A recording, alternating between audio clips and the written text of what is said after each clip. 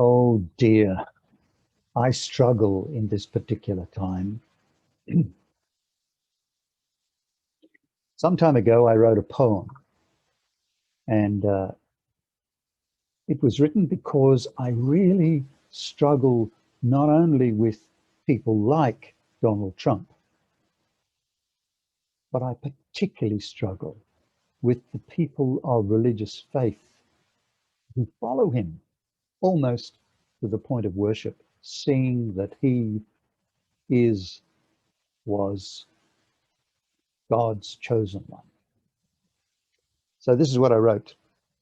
From their lofty pulpits of power, they preach their love of ego who rules the world, and they inspire their followers to always vote him in as they seek greatness for themselves and their families.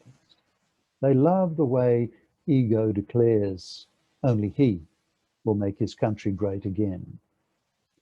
But in their enthusiasm, they don't remember that their message wasn't to be about greatness at all.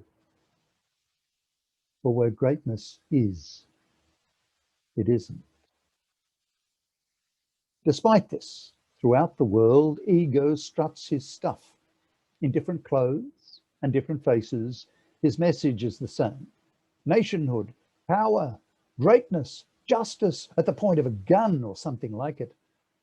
Wearing so many different costumes, he always uses his tongue. Rarely for words of mercy, but always to claim might is the right of power.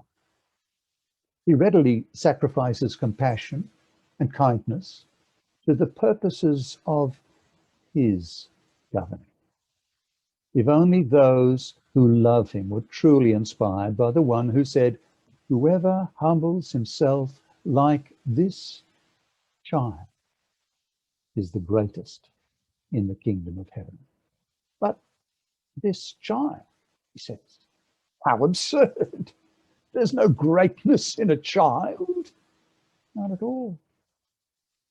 No, he just doesn't know where greatness isn't. It is. Yes, greatness in life and death, a mystery. Others say another king, Martin Luther King, was great. But the black preacher was killed just like the one he followed. Where then in death was his greatness? Everybody can be great because everybody can serve, he said. You only need a heart full of grace. A heart full of grace. Where's the power in that? It doesn't even sound like greatness, not the stuff of political oratory. Certainly not to a politician, or it seems to some pulpit preachers. Today I hear ego everywhere shouting, "Look at me!" Ego and his family, "Look at me!" In America, Australia, Europe, the world, "Look at me! I have the power, and ain't I great?" Today I've held a baby, preciously weak and vulnerable, a sweet child, skin soft and pure, and a mind unable to speak her name. She doesn't cry, "Look at me!" She doesn't need to. We look, we marvel, we love. And I understand where greatness is, it isn't. Where it isn't, it is.